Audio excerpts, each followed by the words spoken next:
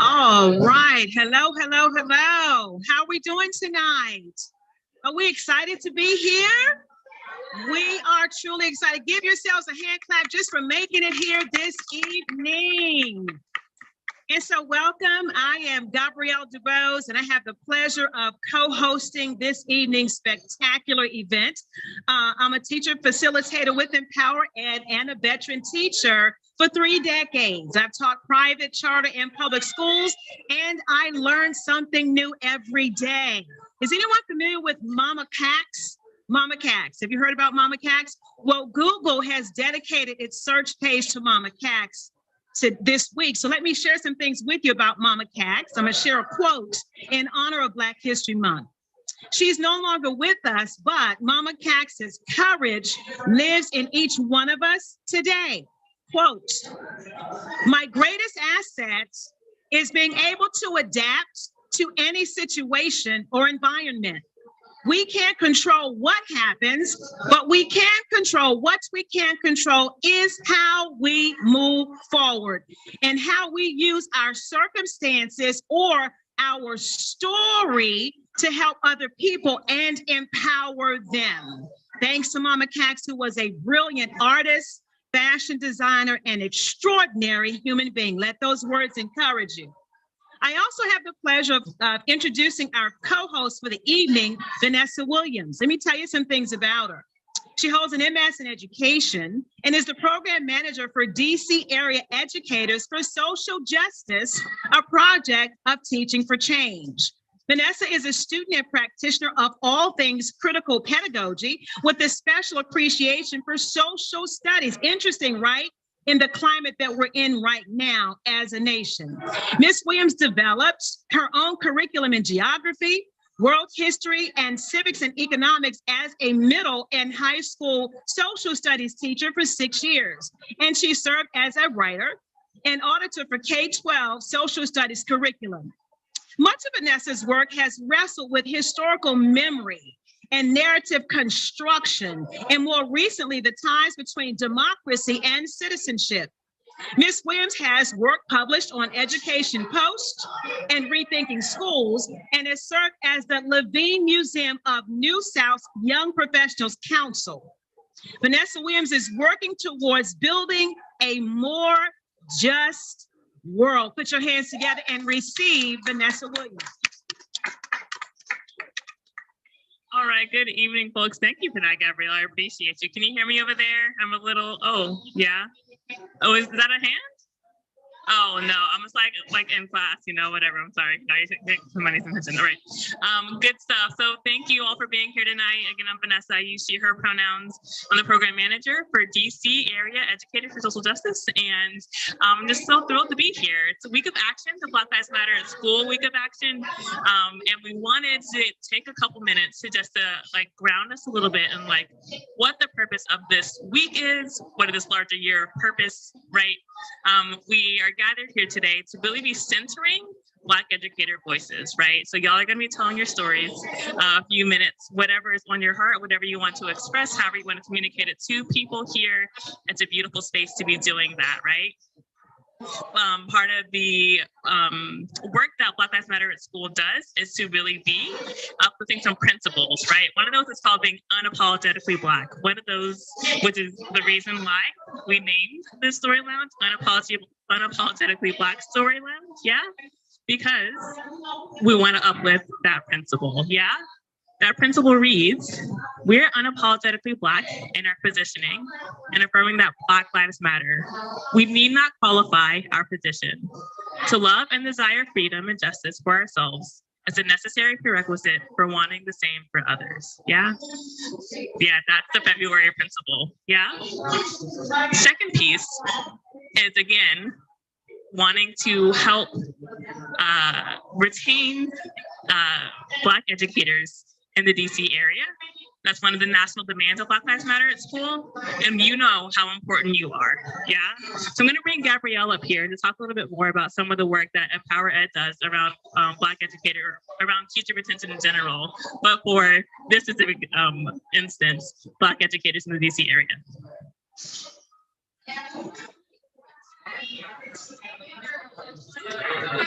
Okay, so I'm back. And so speaking of Black educators and being unapologetically Black, right?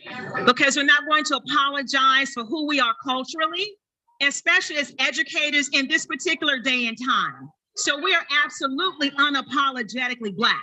And so there's great teacher retention work going on right now in DC that Empower Ed is helping to cultivate and in some instances spearhead.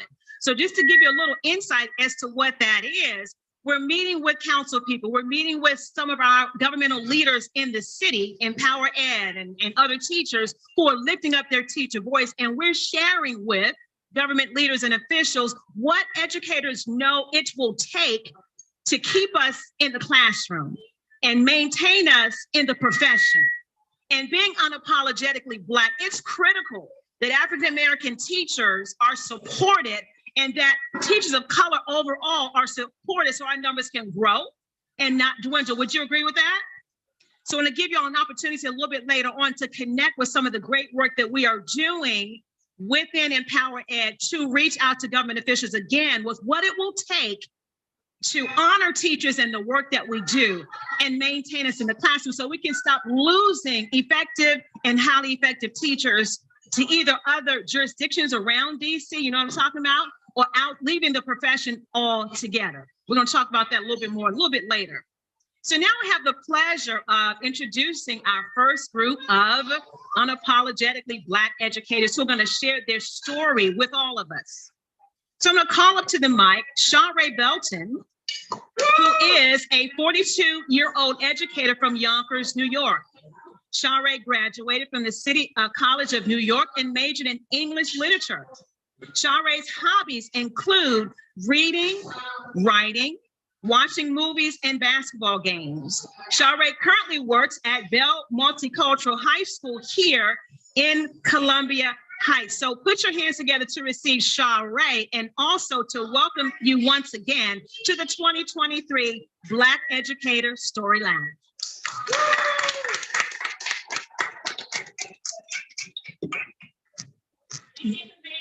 Good evening, everyone. So this is my living off experience moment, and the title of this spoken word is The Count. So in my family, there are two important counts. The first count is how many people are bringing food for Thanksgiving dinner. Because like your mother always told you, you don't eat everybody's cooking. Now, the second thing you have to think about with that food is grandma doesn't let everybody in her kitchen either. So the second count is after Thanksgiving dinner when you get ready to play spades at the table. You start shuffling the cards and you're hoping in your mind that you don't renege. Because if you do, it will play in your mind forever and ever and ever and ever and ever. Now, those two counts make me smile and reminisce and think of all the things of my family. But this next count is a remnant in my mind that is dark and it plagues me. And no matter what your socioeconomic background is, no matter how much money you have, had, or will have, you have done the counts. That dark count when you walk in the room and you count how many Black people are there. Because you know that if something is wrong, you need some alliance with you to feel safe. So the first time I did the count, I was ironically in pre-calculus class, and it was me plus 3. And I felt like Giancarlo Esposito and Spike Lee's Do the Right Thing, because I'm wondering why there are no Black people on the wall. But then I realized it's just me plus 3. Then the second time I was in honor society, and it was the same 3 plus me. And I felt like the ghetto boys with their minds playing tricks on them. And I wondered, why is it only us 4? But I thought that maybe they just didn't want any more. So then when I'm in college in Harlem, I'm thinking, finally, I'm going to see some Black people. Nope, that's not what happened. I go into a symposium and I see someone and she says, oh, and we all know what oh means. Oh is that condescending phrase that makes you think, oh, I didn't know you were allowed here. Oh, you might be here from something from affirmative action. Oh, are you sure you're in the right room? Oh, are you sure that you can speak in enough sentences and phrases and verbiage to be a part of me? And then I looked around and I saw someone part of the count and they touched me on their shoulder and they said, look, it's okay. You're safe with me. You don't owe anybody anything, especially an explanation. Now in 2023, I fast forward and my favorite number now is infinity because it goes on and on and on with endless possibilities. And I think about being at work when students say, oh, that's just one kid. What are you worried for? And I say, well, that one kid takes away from my count of infinity. And you know who gets the number now? The prisons add to their number. The morgue adds to their number.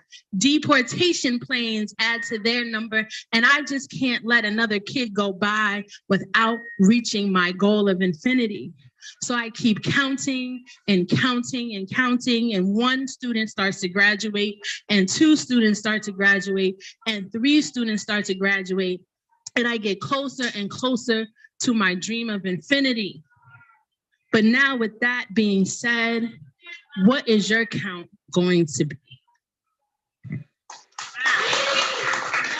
Whoa, yes, infinity, and it lives on and on and on. Before I introduce our next guest speaker for the evening, I just want to do a quick roll call. Alphonse, if you're here, wave at me. Nia is here, and Brittany. Okay, very good. So we're going to continue now, and I'm going to bring up to the mic Jordan Jones. But let me tell you, okay, Jordan has her crowd back there. I love it. Let me tell you some things about Jordan as she's making her way up here. Jordan Jones currently works with DCPS Public Schools in Central Office by providing support to district school leaders and teachers around, are you ready for this? The impact rubric. Everybody say, oh. Okay, and supporting effective teaching practices. Jordan has over 12 years of experience as a teacher and school leader. She has served as principal in Baltimore, Maryland, and Wilmington, Delaware. Before entering school leadership, Jordan taught high school English and middle school history in charter schools located in Philadelphia and New York City. Jordan is passionate. We can tell that from your bio. She's passionate about student education and is deeply invested in ensuring that teachers and school leaders are best prepared to support all students. Jordan holds a bachelor's degree from Duke University and a master's degree in secondary education from the University of Pennsylvania. Let's welcome Jordan. Thank you. Hi, you can definitely hear me. All right. Hello, everyone. Thank you so much for that welcome. And I'm just going to tell a brief story about a young lady who means the world to me. So Oprah Winfrey said in her finale that there are no coincidences, only divine intervention. And I think about that every day when I reconsider or consider my career and the many blessings I've had. I just so happened to meet a TFA recruiter, and I just so happened to land a job in New York City where I connected with the Dean of Culture, who just so happened to see something in me that had the potential to be a school leader. And I just so happened to meet that one student that we all have who makes us question everything. Like, why did I even wake up and go to work this morning? Why did I do that? Because she's gonna be there. And also affirm everything about why we did that, and why we do work with children and why we are so blessed to do the work that we do. And so I've been fortunate, as they said, to work all over the East Coast. I've been in Philly, I've been in New York, I've been in Baltimore. But there was one young lady in Wilmington, Delaware that changed everything for me and affirmed why, again, I do what I do. So we'll call her Z. And I met Z when she was 11 years old and going through just a tremendous amount of transition and trauma. And she was in your face and she was loud and she was a fighter. And I mean a fighter. She was punching, she was hitting, she was throwing desks, she was throwing trash. Her mother was saying, I'm going to have her defecate in your bathroom and your office. And this happened often.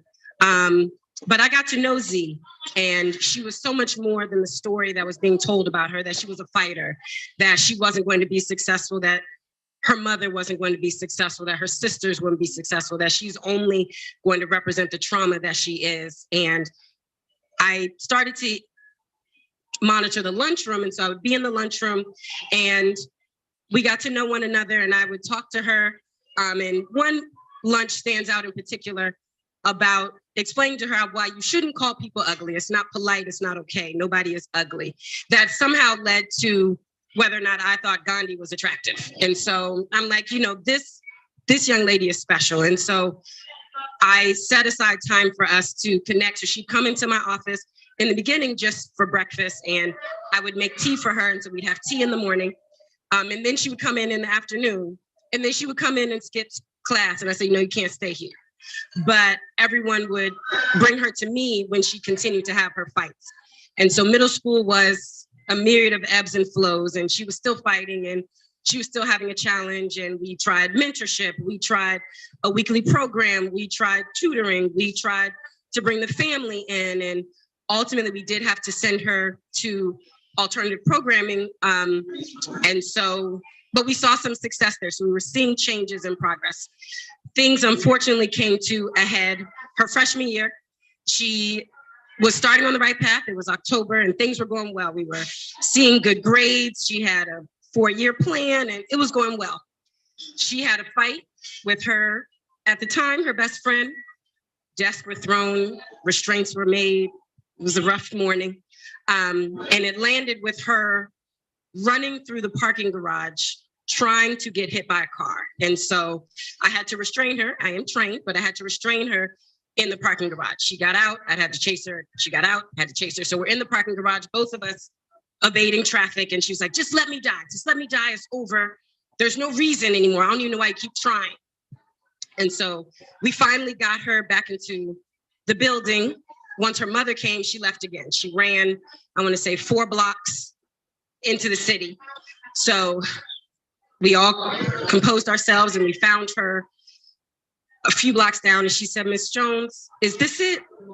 Why don't you just let me go? Why don't you just let me die? That's it. That's all anybody thinks is going to happen for me anyway. And so I told her really honestly, I said, I don't know what you think. I don't know what your mother thinks, but I know that you're destined for whatever is meant for you. And that's going to be something amazing. I said, you're a brilliant young lady. You're smart, you're beautiful, you're all these things. And I'm not the only one who sees it. And so we ended that day. She did transfer to another school, but I stayed in touch. And when we think about urban education, and what we often hear about urban education is students are going to jail, students are killing each other, students are dying, there's trauma. All we hear is the trauma and how hard it is to see success. And so I am incredibly privileged and honored to say to you today that Z is alive. She is well. She is safe. She's pursuing her GED. She's got a full-time job and she's trying to get her own housing. And so I had lunch with her not that long ago, and we were just talking about credit scores. She didn't know about a credit score, so we were just talking about credit scores, which is a seemingly innocuous conversation. But when I think about how she doesn't look like what she's been through, and we're here today, I think back to my moment and all these divine interventions that allow me to say that and to have that young lady in my life and be a part of her journey. As challenging as it is to be an educator, and we all know how challenging it is to be an educator, it is also the most rewarding work I'll ever do, have ever done. And every day I'm blessed to continue to be in education and meet other Z's and encourage other teachers and school leaders to work with their Z's, that it's not the end. She might be throwing that desk at you today, but in 5 years or in 5 days, she might come and she might say, you know, Miss Jones, I'm so glad. Look at what I did today. Or who knows what they'll be. And so keep fighting that fight and remember why you do what you do.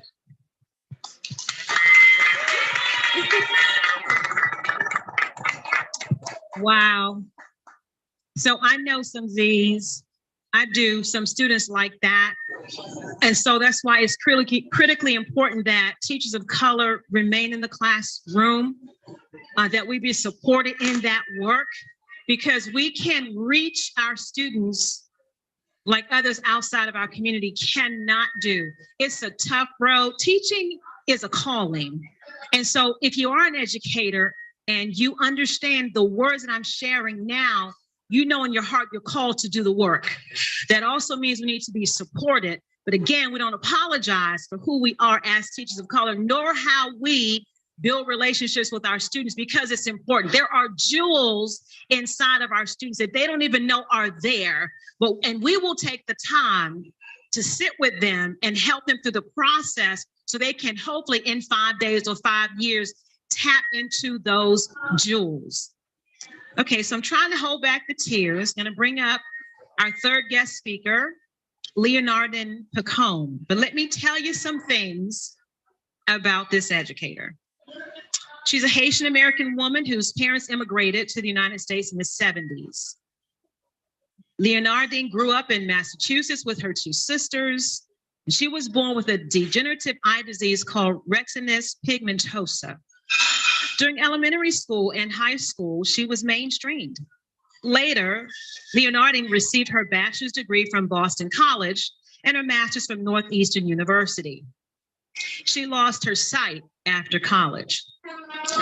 In 2007, Leonardine decided to take a leap of faith and uproot herself from Massachusetts to Washington, D.C. to work for Two Rivers Public Charter School as their school counselor.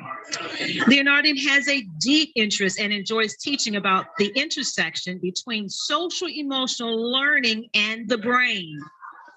To her surprise, 15 years later, she's still at Two Rivers. Leonardine believes in its mission, which is this: to nurture a diverse group of students to become lifelong active participants in their own education, develop a sense of self-community, and become responsible, compassionate members of society. Leonardine views herself as a change agent and lifelong learner. During her leisure time, she enjoys traveling and tandem bike riding. Please join me in welcoming Leonardine to the mic.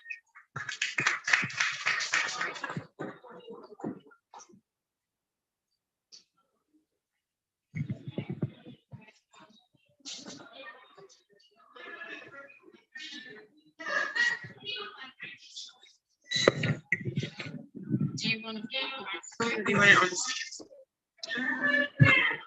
Okay, so it's actually right here.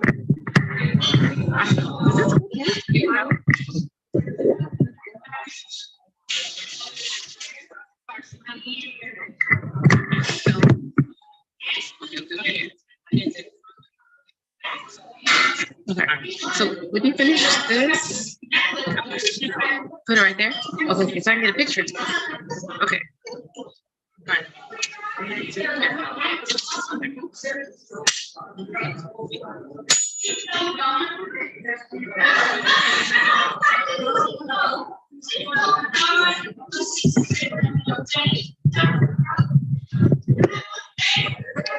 Good evening, everyone.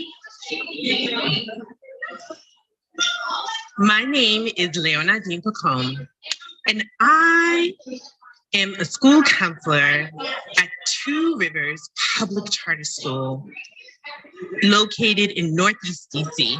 I've been there for approximately 16 years. Boy, most marriages don't even last that long. Just kidding. In all seriousness, I'm here to talk about the unique perspective of being a Black educator who is blind. We all agree that role models are important because they help us to see the potential in all of us. I am a first generation Haitian American woman with a disability. So I ask, are there role models out there for me? What about students who are like me? Maybe we're just unicorns. Maybe a better question to ask would be, maybe we're just invisible. Julie Camerata of the Special Education Cooperative reported that 17% of students in Washington, D.C. have a disability. 1 out of 4 Black males and 1 out of 8 Black females are identified as individuals with disabilities. Imagine your colleagues in your school building. Do they reflect this demographic? Who do the students with differing abilities look up to? You tell me. Let's fast forward to graduation, y'all. The Bureau of Labor Statistics in February of 2022 reported that 36% of adults with disabilities are employed versus 76% of adults without disabilities are employed. That means 64% of adults with disabilities are not working. I'm really humbled and very grateful to say I'm so happy to have a job. So you may ask yourself, why such a huge gap? Well, like with most things, it's complicated. So I asked myself, what contributed to my success? And I'll tell you this, it's the special educators, the gen ed teachers, the related service providers who are dedicated to putting in place best practices when they taught me. So if you're in special education or if you support special educators, please give yourself some shine. Yes. Now, my immigrant parents, them are some warriors. Okay? They're some warriors. And they were very intentional about attacking their personal stereotypes and unconscious bias towards disabilities. So if you are a parent with a child in special education, or if you're an adult intentional about addressing your unconscious bias towards disabilities, give yourself some shine. Yes, yes. Now, I'd be lying to you if I told you that I love school. I didn't. I didn't like school. It's because I felt really disconnected. There wasn't anyone who reflected who I was. And so before I close, I'm going to ask the audience to be brave. So here we go. If you identify with these groups, please stand. If you have a sensory disability, if you have a physical disability, if you have an emotional disability, mental illness, learning difference, neurological divergent, please stand. Thank you for any of those people who stood. Now, remain standing. Okay, remains in. Your story matters. A key factor to student success is a sense of belonging. Sharing your personal narrative about living with a disability can be a game changer for a young person. Thanks so much for listening.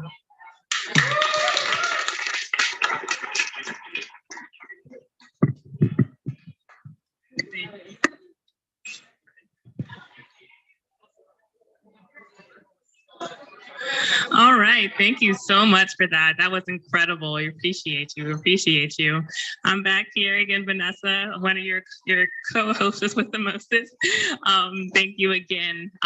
So I wanted to just take a quick second. I know I kicked off the evening talking a little bit about the 13 guiding principle that's like grounding us tonight, the unapologetically Black principle, and the fact that we're again uplifting and trying to make sure that we retain Black educators in classrooms. Yeah.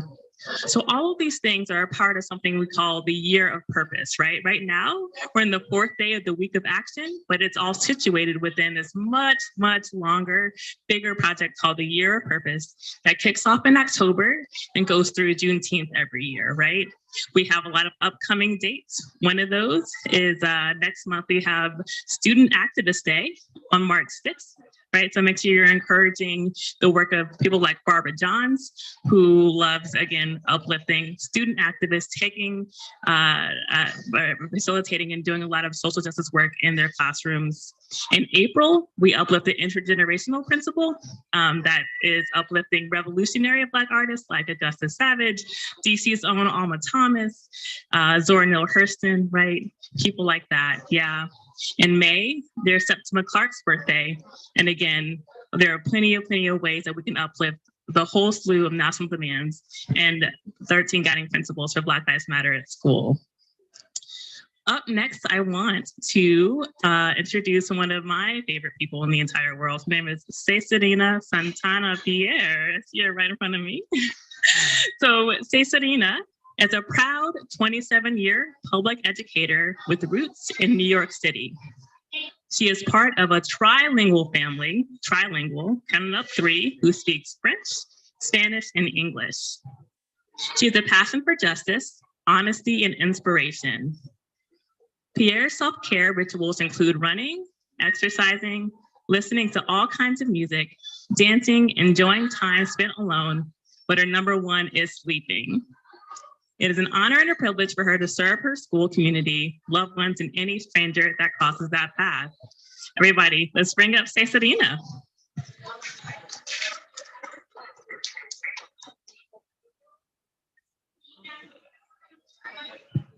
Buenas noches. No se oye. Buenas noches. There we go. All right, here we go. I grew up in Brooklyn, New York in the 1980s. Any 80s babies here?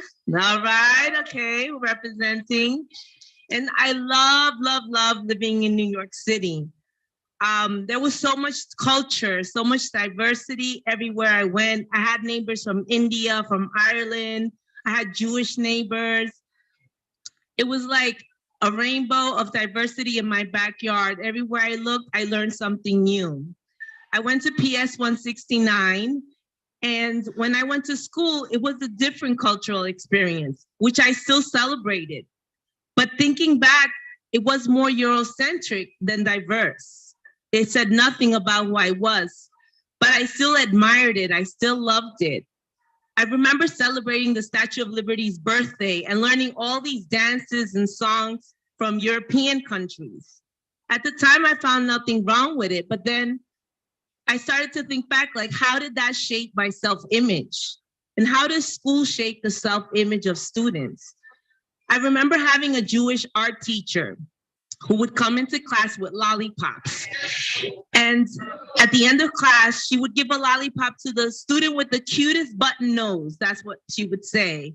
And I would sit in that desk and I would fold my hands and I would wiggle my nose, hoping every day that I would get that lollipop. And I never got that lollipop. In fact, thinking back, none of the students of color in that class never got a lollipop. It was always the same kids. And I wonder now, how did that shape how I felt about myself? When I was graduating 6th grade, my parents gave me the worst news of my life. We were moving to Rhode Island. If I was 18, I would not have gone because I did not like Rhode Island. We visited my aunt who was the first to go, and there was no culture there. They had one bodega, one store. The radio station played Spanish music on Sundays and Saturdays for 4 hours. So there was no merengue, bachata, plátano, none of that 24/7 like in New York. And I just could not understand why. Why are we moving? I don't want to leave New York. And it was because in New York, the house cost way more money than in Rhode Island, which they paid $31,000 back in the day to buy the house. That was what they were thinking. They were not thinking culture. They were not thinking music. They were just thinking livelihood. They had to survive. And Rhode Island for me was a culture shock. I mean, I hated it. I hated it and I could not wait. I had on the calendar the day I was gonna move out. But I learned a lot there. I had my first Black teacher in middle school. I mean, he was amazing, so joyous, so fun. Like we laughed in that class, we learned, and he just made me feel like proud to be who I was. And then I moved on to high school. And in high school, I had a lot of teachers that were white, but they taught me about civic duty. They taught me about voting, about representing myself, about manifestations and protesting. I had a white nun in my church who took me to see Nelson Mandela. I'll never forget it in Boston. And we were singing songs on that bus. And even though they were not people of color, they understood that I had to be in that environment. They understood that I had to learn about that. So it's not just in the school, but the community that embraced me. So even though I hated Rhode Island, I learned a lot more about my identity there as I opened up my mind to it. So finally, college comes and I want to become a teacher. So I want to be above and beyond teacher. So I joined Teach for America thinking that was the solution. I don't know how you all feel about Teach for America. But back in 1995, it was a grassroots organization and the people who joined the core were there to help inner city students. But then I noticed, how come it was okay for us to all children get an excellent education, but then when we, the core members of color who wanted to be presidents of the organization higher up, there was no room for us there. It was all white. And I had a problem with that. So I stayed in teaching, not because of Teach for America, but that's what I wanted to do. And then fast forward, I come to DC and I visit the National African American Museum. And I remember seeing a video of a woman saying, why don't we teach about race in the classroom? And it just made me think, I have never, back then I was probably teaching for 25 years or 20. I have never, ever taught any of my students about race. And thinking about all the damage I did in my hopes and aspirations to help them, it just made me so sad. And it made me want to just absorb everything I could about teaching about racism and learning how when you're in the Kool-Aid and you're just drinking the Kool-Aid, you don't even know that it's impacting you. You don't even see how it impacts your students. So now that's all we do. We're reading right now Stand for Kids in Spanish because I teach in Spanish.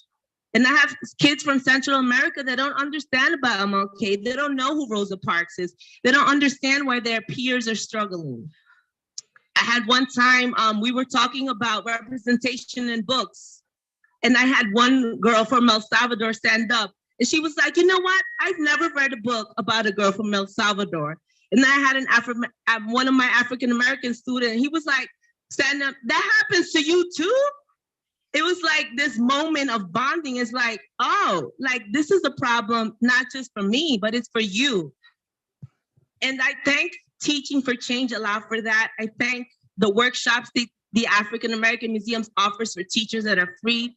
I absorb any free PD that I can because I think we have a responsibility, even though it's uncomfortable, even though it's difficult, it's emotional. It's not just teaching the standards. It's not just teaching how to read, write, and math. It's teaching about treating people as human beings who haven't been treated like human beings for a long, long time. And I think we all have a responsibility to do that, not only as educators, but empowering our school communities to do that. Our families, our students, we're all in this together. So that's my story. Gracias. Well, thank you for that, Cesarina. We'll keep it pushing. Wonderful, wonderful story so far. Next up, we got Nia Mays. Yes. Okay. So Teach Mays is a first-year black teacher from Long Island, New York. Mays teaches 7th grade special education during the day and visual arts after school at a local nonprofit. Teach is ready to put the artists, all caps artists and teaching artists, with this debut performance for the Black Educator Story Lounge. Let's bring up Nia Mays. Nia, are you here? You with us? Roll call. Okay. Yeah.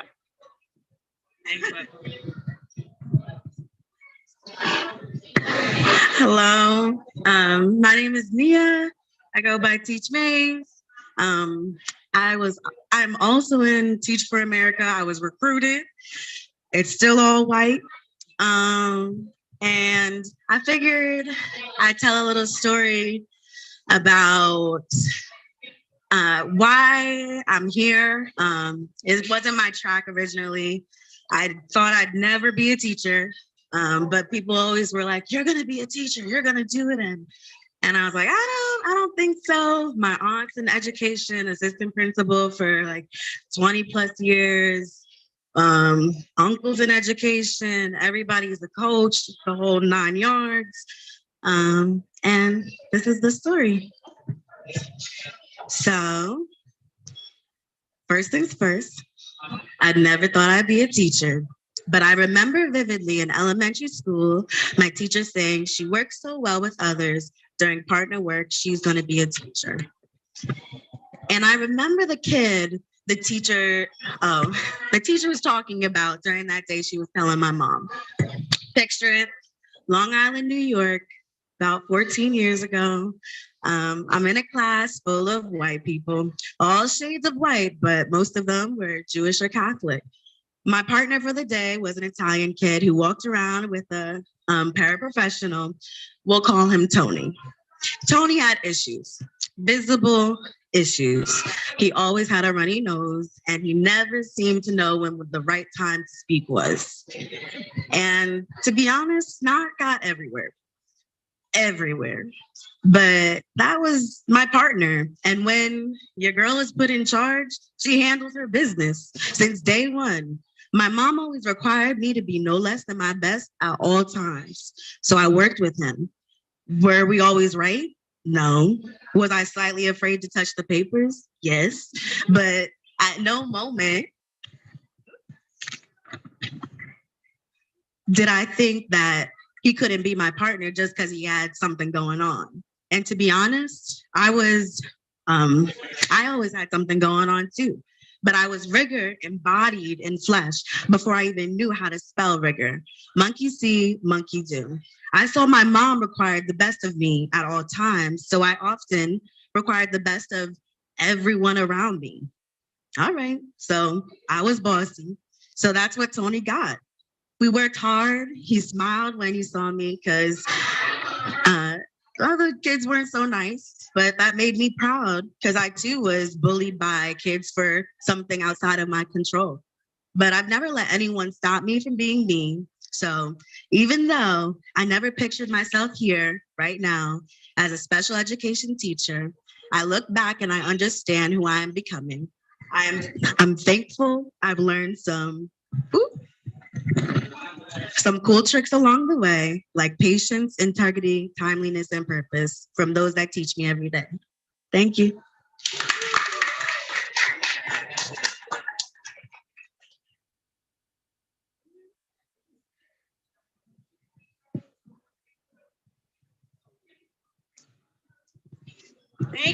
Thank you, Nia, for sharing. Okay.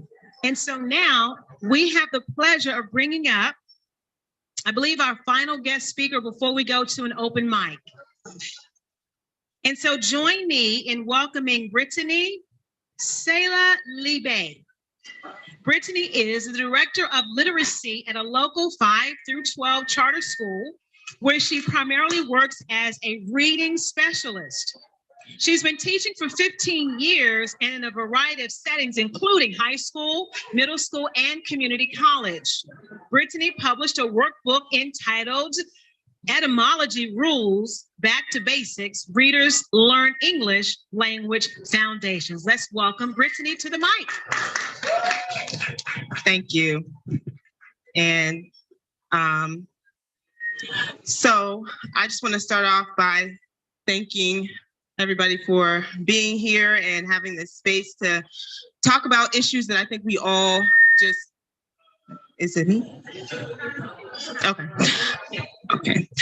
Issues that we all experience or that we can relate to as educators of color, and being educators in this city. And so, as I said, I'm a reading specialist, and the road to get there was very interesting because I've taught at a lot of schools in DC. I've been teaching for 15 years, and I was a special educator at first. So shout out to special educators because y'all definitely are special, But I always knew I wanted my focus to be literacy in particular. And so, I taught at Oak Hill Youth Detention Center. That was the first place I worked. A couple DCPS schools, a GED school, PG Community College.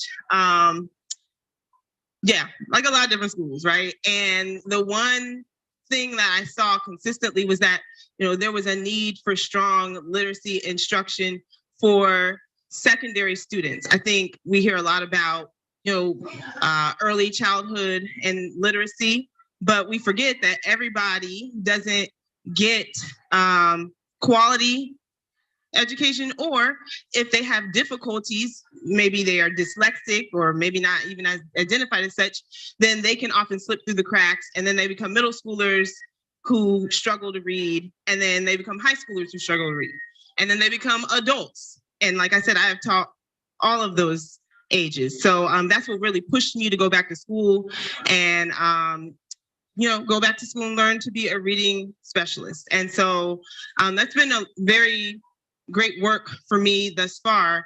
But the one thing that I noticed when I was in school is that, and I have 2 masters in education, and what they didn't teach me was really strong language foundation and like how to teach kids how to read. It's crazy. Like there's all these programs that cost all this money, and they're not necessarily always effective because there's nothing, one size fits all does not work in education. We all know that. So you have to really have a good foundation. Even if you do have a program, you got to understand how to teach reading so that if a kid isn't making it with the program, you know what to do.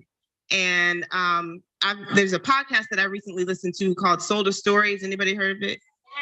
Okay, see, I heard somebody in the back. It made me angry.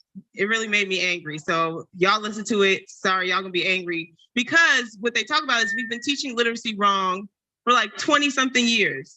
We've not been teaching children how to like break down and sound out words. And then our students get to where I am in 5th through 12th grade, and that's not the focus. We're trying now to teach them to learn by reading instead of how to read. So that's really why I created this book, Etymology Rules, because I just wanted people, all teachers, to know how to break down words, how to teach children how to read, how to teach about prefix, roots, and suffix. Like, it's not the sexiest thing, because I know right now we talk a lot about teaching children about themselves, and so having them see themselves in the curriculum. But what I'm finding is that even in doing that, if they're not able to read these books, like, what are we doing? So my story is essentially, literacy instruction is essential. We are all literacy teachers, every last one of us. You teach math. I was just talking to a math teacher today. Oh, the kids are struggling because they don't know word problems. I said, oh, well, let me talk to you about how, you could teach them how to break down a word problem, right? You reading in science, you reading in history. So, we're all literacy teachers. I'm sorry. We're all literacy teachers, and I just think it's really important that we take hold of that, and particularly for our kids of color. The one thing, going back to the podcast, that I learned, I kind of already knew, but I definitely was confirmed, is that it's not that I used to think, oh, well, in richer areas, maybe they're getting good, strong literacy instruction, right? That's not what it is. They have money to pay for tutors. How do I know? Oh, I'm one of them, right? Like, I get a lot of clients in certain parts of the city or in Montgomery County. And so I know that our children of color are suffering the most. Our children who don't come from rich backgrounds are suffering the most because they can't go outside the school when the school's not doing what they're supposed to do. So, again, that's my piece. Literacy is really important, and we're all reading teachers, and I really appreciate y'all listening to me speak about that tonight. Okay, so if you're enjoying yourself tonight, just wave at me.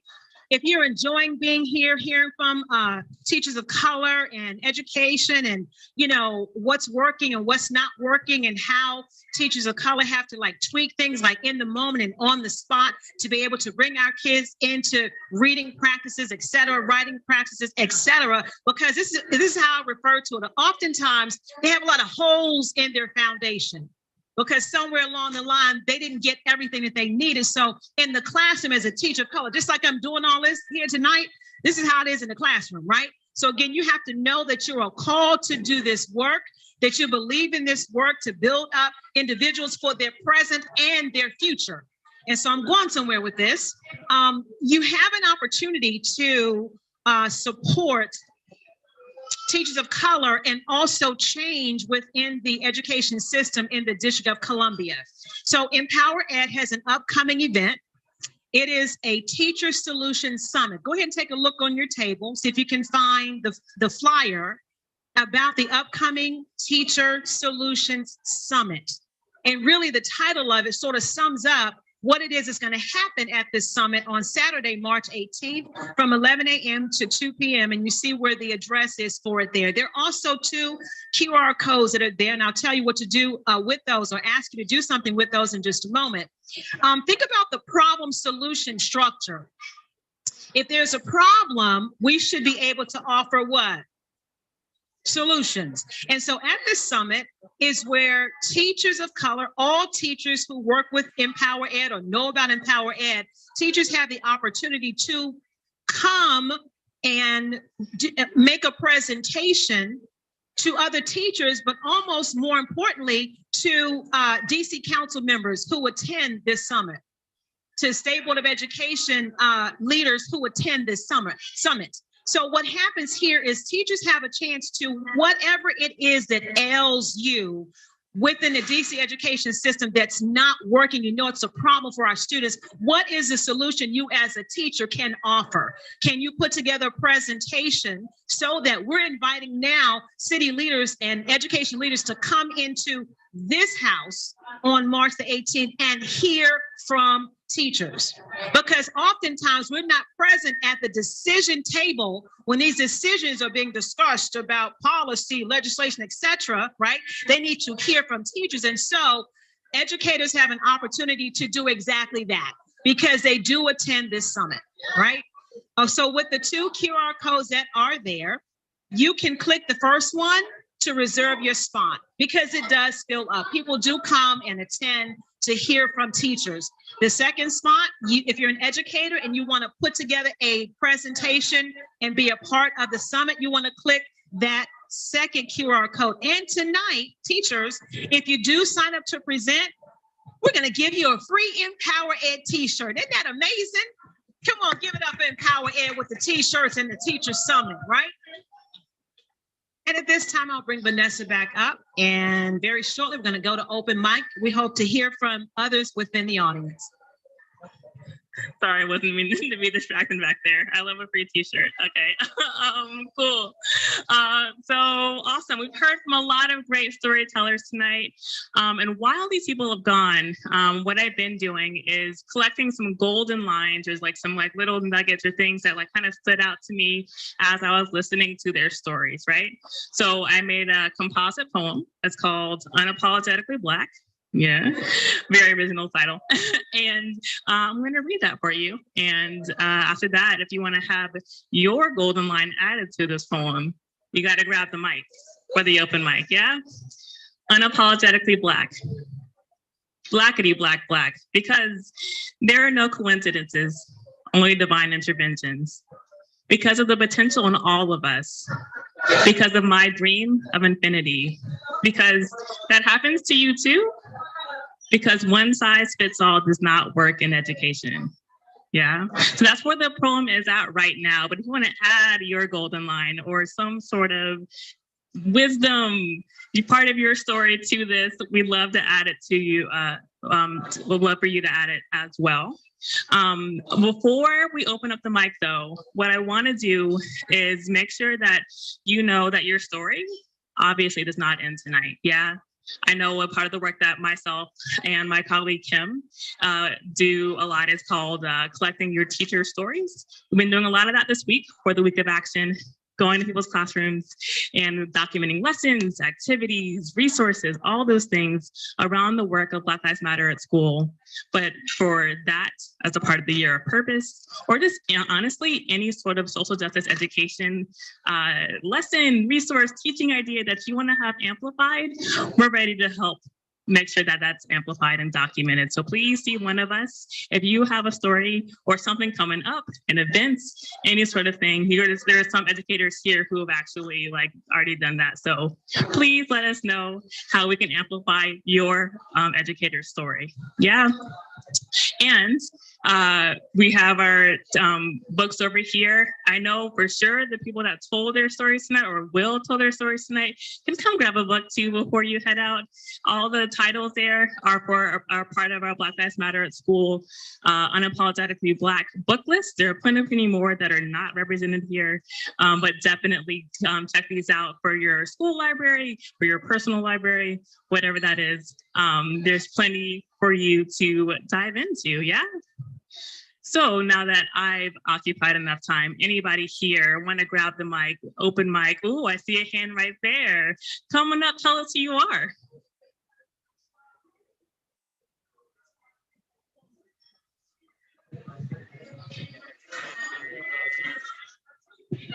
Hello, I have been inspired by folks who have spoken, so had no intention of coming up to speak to y'all, but had something in my heart that I wanted to share. My name is Sella. I use they, them pronouns, and I'm the Youth and Community Outreach Coordinator with Black Swan Academy.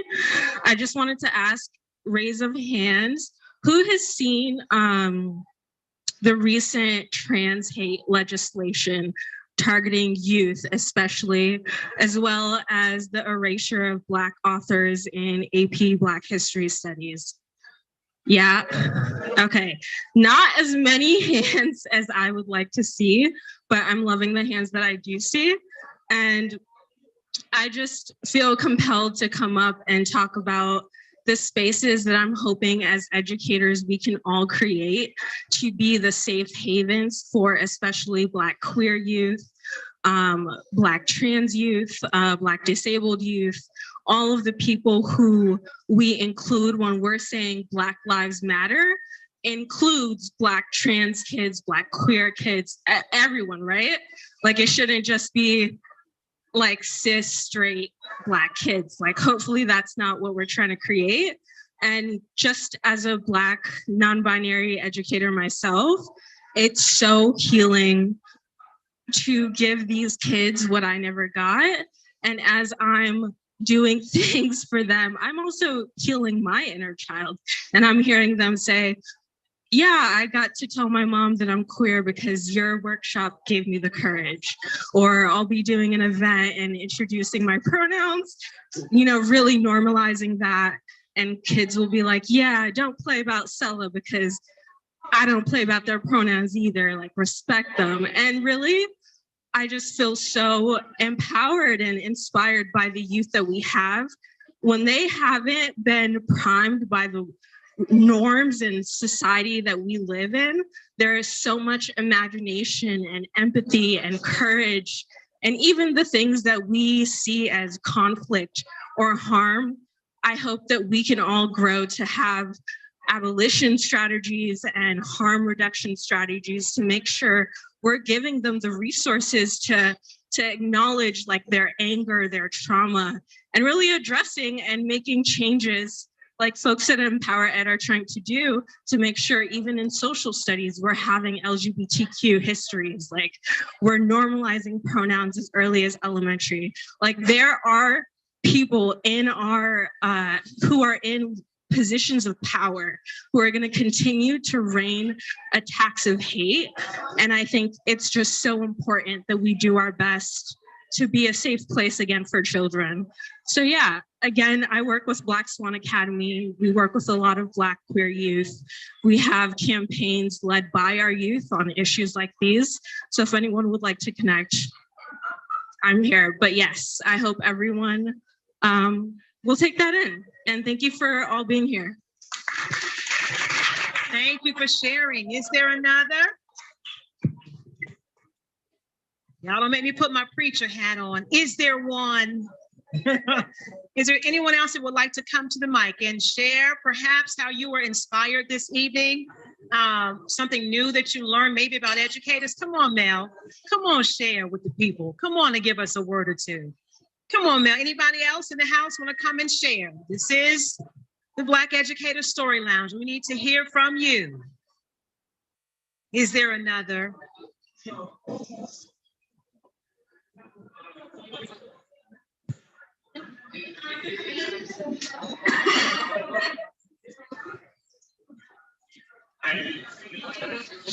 The mic is still open. It's here.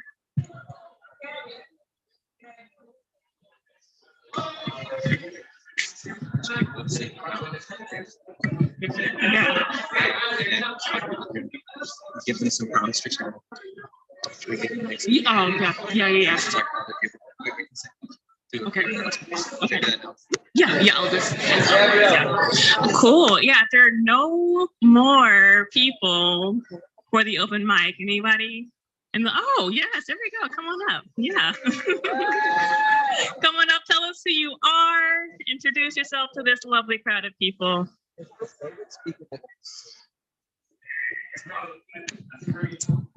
Hi, good evening, everyone. My name is Rosa Cruson, and I am not a public school educator. However, I am a researcher, or I was a researcher.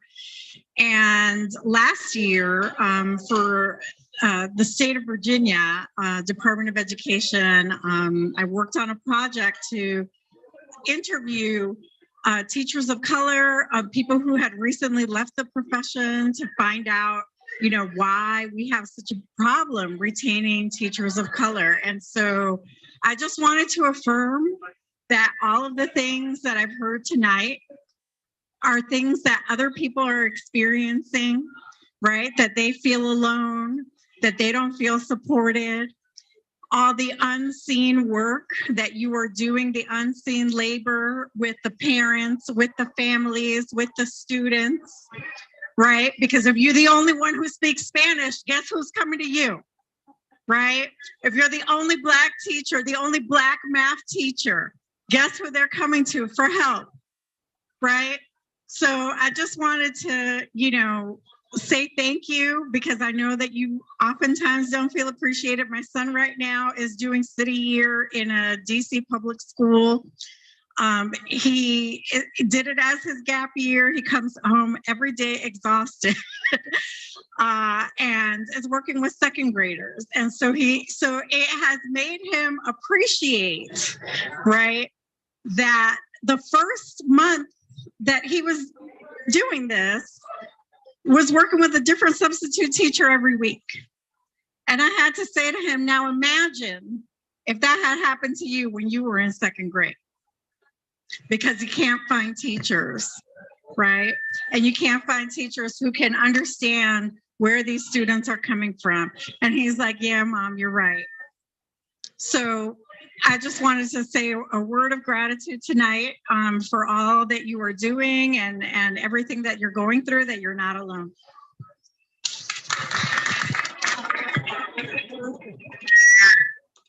So yes, indeed. Let's thank Rosa for those words, because as I was listening to her while I'm walking the mic around to Dominic, I feel like I have my own talk show. This is pretty cool. I like this. Maybe this is prophetic. And so as Rosa was saying, though, seriously, there are issues and challenges that our students of color that face that teachers of color have solutions for. So let me bring your attention back to March the 18th. We need to have teachers of color come and talk about the problems that exist, and then talk about the solutions that we have come up with to help our children in school. We need to have you there. So again, click the QR code to register to present, or you can chat with me afterwards and I'll get your contact information and I will hunt you down. Let's hear from Dominic. Hi, thanks, Ben. Hi, everybody. Good evening.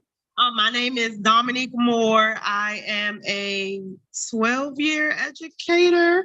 I've been in the district for 4 years, and all 4 of those years I have spent on the great south side, east of the river at Johnson Middle School. I went back and forth on whether I was going to speak or not, because there was a little hee-haw on my heart, but I was like, well, my story isn't really a story. I need to decompress for a second. And working in Southeast, we have a very layered position. One of the things that I'm going now with Power is with my club, we are campaigning for a certain bill and certain legislation. And one of the things that I have talked about during that campaign is the need for connected schools to be more mainstream through DCTS. And one of the reasons I was thinking, as I was talking to guys, is that why do we need connected schools? And it seems to me that you are actually educating those child without the resources to educate the entire child. So give me the resources that I need so that I'm not telling you about what's it called? Old fashioned, okay. I might need another one. However, I'm tired. And I didn't have any great pedagogy story or aha moment that came from here to there, but I'm tired and my babies are tired. We tired of getting shot at. We tired of eating food. We are tired of struggling for resources, toilet paper. So we are just, substitutes don't come to Southeast. I covered last week 60% of my schedule, and somebody had the nerve to ask me why my work wasn't done, as they told me they were asking me to go cover again. So I ask that you just pray for us. We're going through a lot on that side. My babies do want to learn, but it's hard to learn when they were shooting in front of your building last night, mommy and daddy was fighting, and somebody's calling home collect. It's just a lot that we ask our babies to do without the tools and resources to even get their mind and their heart centered before they walk into the building. So before you ask somebody why they didn't do their homework or why they look a certain way, just have a little grace with these babies, because we don't know what they're going through at home. Every day I leave very heavy, slightly empathetic. So the things that the kids tell me, I tend to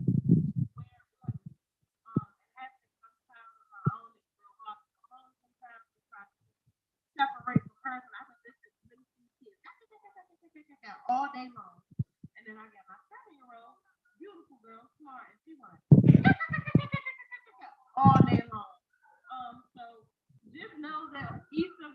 are doing our best. We are trying. We are praying for these babies. We are going to the homes. We are going to the neighborhoods. We are the credible messengers. We are the violence interrupters. We are the teachers. We are the moms, the dads. So just pray for us, because we have a lot of different things going on that side. Can I cover it all? All right, thank you.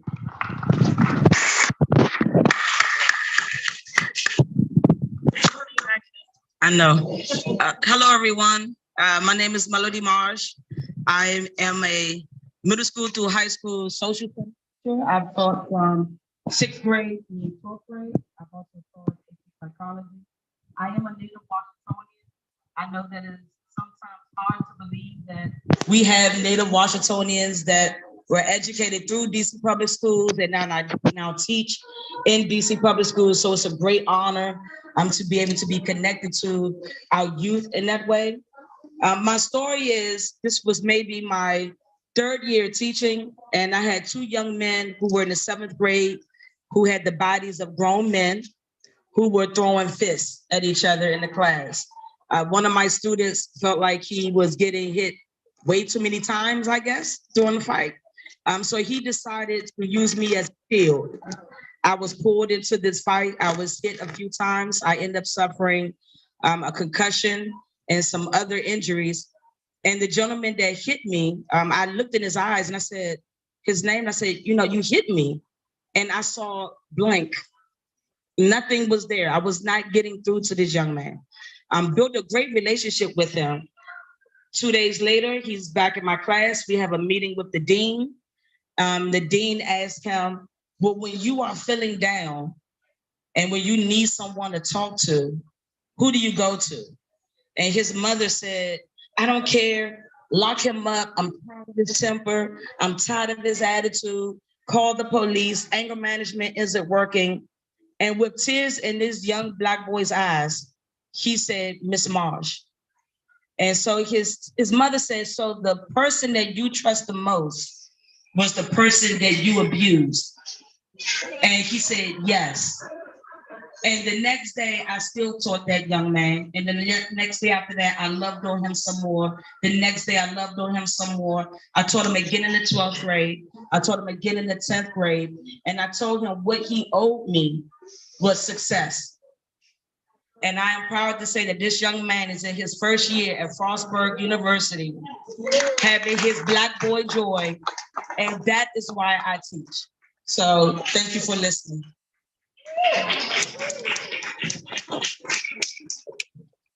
Educators of color matter. All right, who wants the mic next? I'm walking around. Is there another? I'll come to you. It's all right. I don't mind. I'll introduce yourself and go. Hello, everyone. My name is Christina Jones. I teach at Wheatley Education Campus. I've been teaching for about 5 years. I'm like a transplant to DC. I was born at the gorgeous Prince George's, if anybody's from there. But I did most of my years in North Carolina, and this is like my 2nd year in DCPS.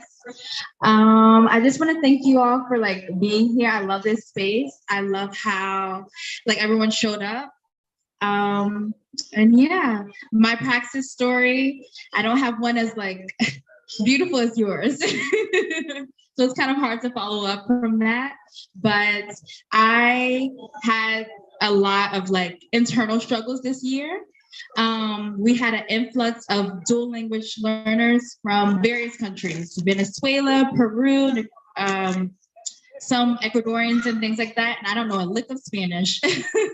So it's hard to show up as my best self when I'm not able to communicate. And I realized that one of the biggest regrets is that I don't know a second language, because I can't show up as my best self and provide the best education that I can to my young learners if I can't communicate with them. So that's something that I'm struggling with internally, but I thank you all for showing up, and I just feel so welcome and comfortable in this space. So thank you so much. The mic is still going around. Any takers? Here's one over here. Yay! Introduce yourself and go. did this, but now I'm gonna get nervous. Okay, my name is Angel Bannister. Hello, everybody. I was a paraprofessional at Oxon Hill High School in PG County for about 5 years. And I worked in a regional program, so all of our students had special needs, and I enjoyed it. I loved working with them. It had its hard moments, of course. The students were nonverbal, different things like that. So it's like, it was hard for them to communicate with us, tell us what they needed. Everything was through emotion, basically. But I still loved it. I still loved what I did, and I enjoyed it a lot. But I wanted to say thank you, because I was a Z when I was little. I was the student that was throwing chairs and desks and stuff like that. I definitely was. I was going through a lot at home. So thank you for being understanding, all of the ones who said that kids go through things and you never know why. And I was one of those kids that the teachers wrote off, that was like, she's just going to be this and be that. And I succeeded a lot of people's expectations. I had a couple of teachers of many different races who instilled in me and taught me, not going to say taught me what it was to be Black, but they definitely encouraged me. They just pushed for me, and all of the other students that were in my class as well. We were taught to be unapologetic by my teacher. His name was Mr. D. Francisco, and he was an Italian man, and he taught us to be unapologetically Black. And I had a lot of other Black teachers as well that instilled that in us, but he saw us and he was like, don't ever hold your head down, always hold your head up, never be ashamed of who you are. He was like, I'm a proud Italian man, and I want you all to be proud to be Black. And we were. He instilled a lot into us. And so I just have a lot of different people, different educators in my life that I would love to say thank you to. And I would love to say thank you to all of you as well. So thank you.